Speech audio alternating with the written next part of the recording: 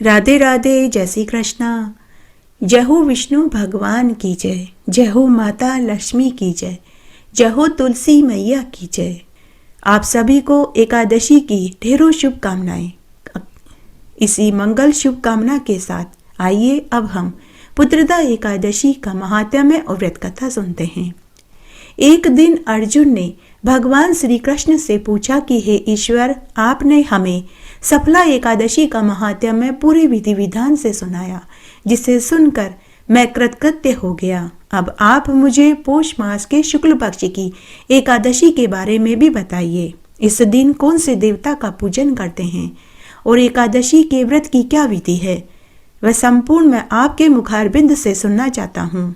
इस पर भगवान श्री कृष्ण अर्जुन से बोले कि हे अर्जुन, पौष मास के शुक्ल पक्ष की एकादशी का नाम पुत्रदा एकादशी है।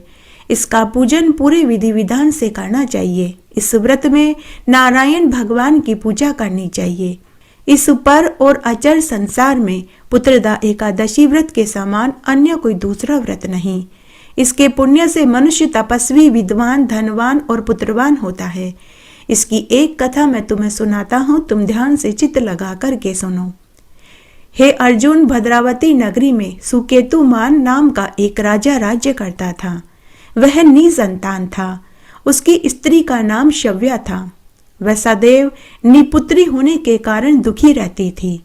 उस पुत्रहीन राजा के पितर भी रो रो कर पिंड लेते थे कि हमारे पुत्र के बाद कौन हमें पिंडदान देगा। हमारे पुत्र के तो कोई पौत्र नहीं हुआ। इधर राजा भी अपने बंधु बांधव, मंत्री, मित्र, राज्य, हाथी, घोड़ा और चतुर्गनी सेना को पाकर भी संतोष प्राप्त नहीं कर रहा था। इसका एकमात्र कारण उसका पुत्रहीन होना था। वह राजा हमेशा विचार करता कि मेरे मरने के बाद कौन मुझे पिंडदान देगा, कौन मेरी अर्थी को कंधा देगा, कौन मेरे राज्य का उत्तराधिकारी होगा। पुत्र बिना पितरों और देवताओं से मैं कैसे ऊऋण हो पाऊंगा। जिस घर में पुत्र नहीं होता वहां सदैव अंधेरा ही रहता है। इसी सोच विचार से राजा भी दुखी रहने लगा। एक दिन राजा ने अपना शरीर त्याग देने की सोची, परंतु दूसरे ही क्षण राजा ने विचार किया कि आत्महत्या करना महापाप है। राजा इस तरह मन में विचार करके एक दिन अपनी रानी को बिना बताए चुपचाप वन में चला गया। राजा घोड़े पर सवार होकर वन्य पशु पक्षियों को देखने लगा। उस वन में राजा ने देखा कि मृग, बाघ, सुअर, सिंह, बंदर, सर्प आदि भ्रमण कर रहे थे। हाथी अपने बच्चों और हथिनियों के साथ घूम रहे थे। उस वन में राजा ने देखा कि कहीं तो सियार कर्कश शब्द कर रहे थे, तो कहीं मोर ध्वनि करके नाच रहे थे, तो कोयल कूक रही थी। वन के सुंदर सुंदर दृश्यों को देखकर राजा मंत्र मुग्ध हो गया। उस समय राजा सोचने लगा कि मैंने अपने जीवन काल में अनेक तरह के यज्ञ किए, ब्राह्मणों को, साधु सन्यासियों को खूब दान पुण्य दिया, उन्हें स्वादिष्ट भोजन खिलाया, परंतु फिर भी मुझे यह दुख क्यों देखना पड़ रहा है। इसी सोच विचार में दोपहर हो गई। तभी राजा को प्यास सताने लगी। राजा प्यास के कारण बेचैन होने लगा। पानी की तलाश में राजा आगे बढ़ा। कुछ आगे जाने पर राजा को एक सरोवर दिखाई दिया। उस सरोवर में कमल खिल रहे थे। सरोवर में सारस, हंस, मगरमच्छ जल क्रीड़ा कर रहे थे। उस सरोवर के चारों तरफ अनेक मुनियों के आश्रम बने हुए थे कि तभी राजा का दाहिना अंग फड़कने लगा। एक बार राजा को किसी ने कहा था कि दाहिना अंग फड़कने से शुभ समाचार मिलते हैं। यही सोचकर राजा प्रसन्न हो गया और प्रसन्न मन से राजा सरोवर के किनारे गया तो वहां अनेक ऋषि मुनि बैठे हुए थे। राजा घोड़े से नीचे उतरा और घोड़े को एक पेड़ के बांधकर ऋषि मुनियों के पास आया और उन्हें प्रणाम करके उनके सम्मुख बैठ गया। राजा को देखकर सभी मुनि राजा से बोले कि हे राजन, हम तुमसे अत्यंत प्रसन्न हुए, लेकिन तुम इस जगह क्यों आए हो? तुम्हारे आने का क्या प्रयोजन है? तब राजा ने भी उनसे पूछा कि हे मुनिवरों, आप कौन हैं और आप किस लिए यहाँ बैठे हैं? तो सभी ऋषि मुनि राजा से बोले कि हे राजन, आज पुत्र की इच्छा करने वाले को उत्तम संतान देने वाली पुत्रदा एकादशी है। हम लोग विश्व देव हैं। और इस सरोवर पर पुत्रदा एकादशी का स्नान करने आए हैं।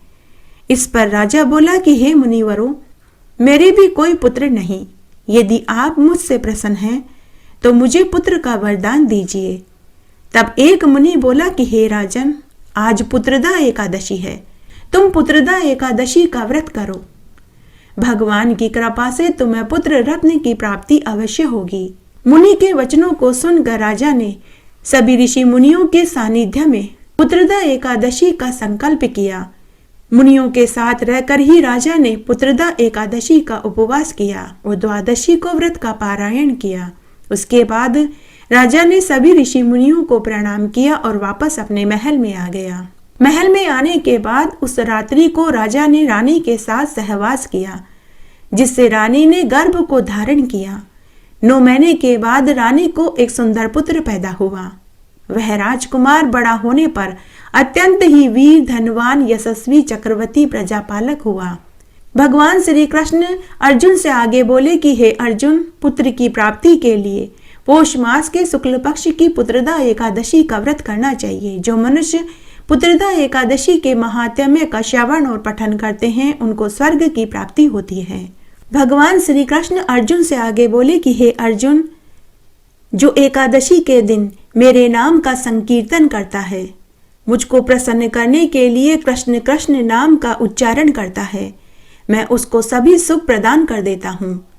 मन, वचन, कर्म से जो मेरी शरण में आ जाता है, वह इस लोक की समस्त कामनाओं को प्राप्त करके सर्वश्रेष्ठ बैकुंठ तथा मेरी प्रिय लक्ष्मी को ही प्राप्त करता है। जो मनुष्य कृष्ण कृष्ण कहकर नित्य स्मरण करता है, मैं उसका जल को भेदन कर कमल के समान नरक से उद्धार कर देता हूँ। हे अर्जुन, जो मन बहलाने से, दंभ से, मूढ़ता वश से, लोभ से या छल से मेरा भजन करता है, वह मेरा भक्त दुख का भागी नहीं होता। भगवान श्री कृष्ण अर्जुन से आगे बोले कि हे अर्जुन, जो लोग मृत्यु के समय कृष्ण नाम का पाठ करते हैं, वे पाप युक्त होने पर भी यमराज को कभी नहीं देखते। जिन्होंने पूरी उम्र पाप किया है परंतु अंत समय में कृष्ण नाम की स्तुति कर लेते हैं, तो वे निसंदेह मेरे ही समीप आ जाते हैं।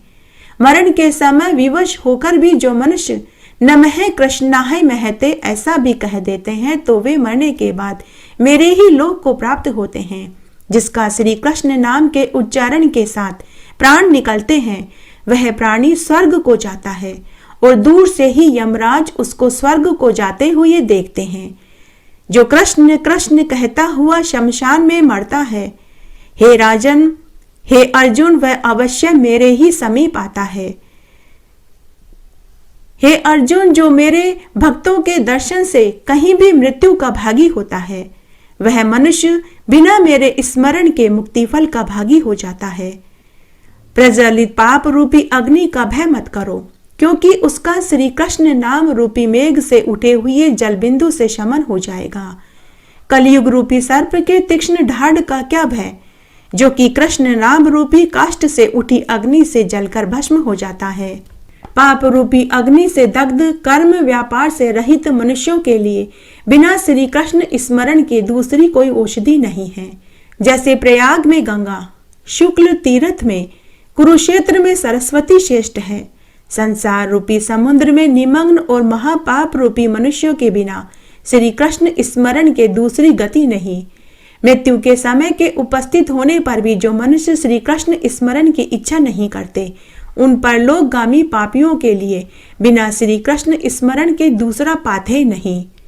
हे अर्जुन, जिसके घर में प्रतिदिन कृष्ण कृष्ण कृष्ण यह कीर्तन होता है, उस घर में गया, काशी, पुष्कर, कुरुक्षेत्र आदि समस्त क्षेत्रों का वास होता है। जिसकी जीवन निरंतर कृष्ण कृष्ण कृष्ण करती है, उसी मनुष्य का जीवन जन्म सफल है, उसे ही सुख की प्राप्ति होती है। जिसने एक बार भी हरि इस 2 अक्षर के नाम का उच्चारण कर लिया, उसने सामीप्य मोक्ष के गमन के लिए कमर कसकर तैयारी कर ली हो, ऐसा माना चाहिए। हरि इस नाम के पापों की नाश करने में जितनी शक्ति है, उतना पाप करने के लिए पातकी मनुष्य भी समर्थ नहीं। कृष्ण कृष्ण इसके कीर्तन करने से मनुष्य का शरीर मन दुखी नहीं होता। तथा पाप कभी नहीं लगता और विकलता तो कभी आती ही नहीं। जो मनुष्य कलयुग में श्री कृष्ण इस पथ्य वचन का त्याग नहीं करता, उसी मनुष्य के मन में पाप रूपी रोग कलयुग में नहीं होता। श्री कृष्ण नाम का उच्चारण करते समय मनुष्य को जानकर यमराज उसके 100 जन्म के अर्जित पापों को नष्ट कर देते हैं। जो पाप सैकड़ों चांद्रायन व्रत, हजारों पराक व्रत करने से नष्ट नहीं होते, वह कृष्ण कृष्ण का कीर्तन करने से ही नष्ट हो जाते हैं। हे अर्जुन, मुझे दूसरे कोटि नामों के लेने से कभी प्रसन्नता नहीं होती, केवल कृष्ण नाम के लेने से ही प्रसन्नता प्राप्त होती है। करोड़ों चंद्र ग्रहण और सूर्य ग्रहण का जो फल कहा गया है, वह फल कृष्ण कृष्ण के कीर्तन से ही मिल जाता है। गुरु की स्त्री के साथ गमन, सुवर्ण की चोरी और आदि पातक श्री कृष्ण के कीर्तन करने से पापहीन के समान नष्ट हो जाते हैं। यदि अगम्य स्त्री के साथ गमन आदि महान पापों से युक्त होने पर अंत समय में भी एक बार भी वह कृष्ण का नाम ले लेता है, तो वह उन समस्त पापों से छूट जाता है। जो अपवित्र मन वाला है, वह बिना आचार पालन के भी अंत समय में श्री कृष्ण के कीर्तन से प्रेतत्व को प्राप्त नहीं होता। जो जीवा कलयुग में श्री कृष्ण का गुणगान नहीं करती, ऐसी वह दुष्ट जीवा मुख में न होकर रसातल को चली जाए, अर्थात नष्ट हो जाए। कलयुग में जो जीवा श्री कृष्ण के गुणों का कीर्तन करती है, वह अपनी हो या दूसरे के मुख की हो, वंदना करने योग्य है। जो जीवा दिन और रात्रि में श्री कृष्ण के गुणों का कीर्तन नहीं करती, वह उस मनुष्य के मुख में जीवा के रूप में पापालता कही जाती है। हे अर्जुन, जो जीवा श्री कृष्ण श्री कृष्ण श्री कृष्ण भगवान नाम का उच्चारण नहीं करती, वह रोग रूपिणी जीवा है। ऐसी जीवा 100 टुकड़े होकर पृथ्वी पर क्यों न गिर जाए। जो मनुष्य प्रातः काल उठकर श्री कृष्ण नाम के महात्म्य को पढ़ता, सुनता या सुनाता है, उसके लिए मैं कल्याणों को देने वाला होता हूँ, इसमें कोई संदेह नहीं है।